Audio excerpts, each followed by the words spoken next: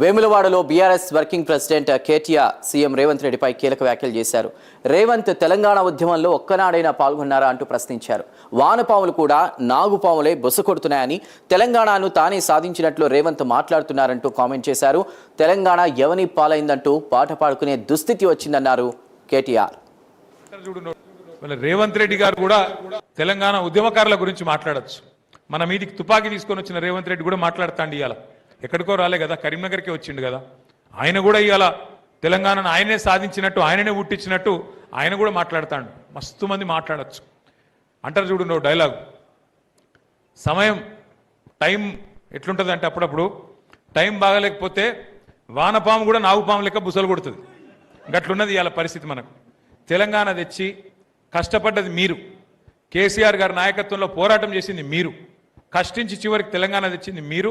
కానీ ఆ వచ్చిన తెలంగాణ ఇవాళ మనం పాట పాడుకునే పరిస్థితి వచ్చింది. ఎవని పాలైందిరా తెలంగాణ అని చెప్పి ఇలా పాట పాడుకునే దుస్థితి వచ్చిన మాట వాస్తవం.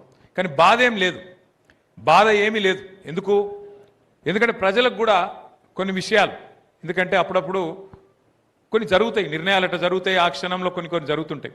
కానీ ఎప్పుడు తెలుస్తుంది అంటే అమ్మ విలువ కానీ అన్నం విలువ కానీ ఉన్నప్పుడు తెలియదు, లేనప్పుడే తెలుస్తుంది. ఇవాళ అదే పరిస్థితి ఉన్నది తెలంగాణలో.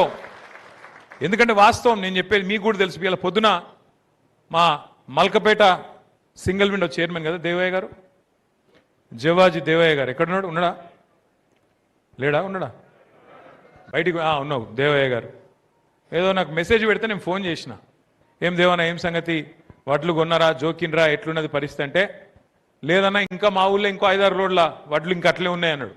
అరే వానలు చాలైనాయి కదా ఇంకా జోకలేదా అంటే, ఏడ జోకుతాడు వీడు, జోకేటోడు కాదు వీడు కొన్నాడు అని చెప్పి మాట్లాడుతున్నాడు. మరి నువ్వు అంటే పార్టీ మనిషి నువ్వు అంటున్నావు, కానీ మిగతా రైతుల సంగతి ఏంది అని అడిగితే ఏం చెప్పిండంటే, అందరు ఆడ కూర్చున్న వాళ్ళు ఆడ తిట్టుకుంటారు సార్, ఎక్కడోళ్ళు అక్కడ మాట్లాడుతున్నారు, ఎక్కడోళ్ళు అక్కడ కడుపులో ఆవేశం ఉన్నది.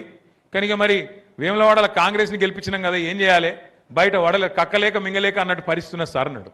నేను ఒకటే మీ అందరితో ప్రార్థించేది, ఇవాళ మొత్తం రాష్ట్రంలో వీళ్ళు వాళ్ళు కాదు, ప్రతి ఒక్కరూ కుత ఉడికిపోతున్నారు.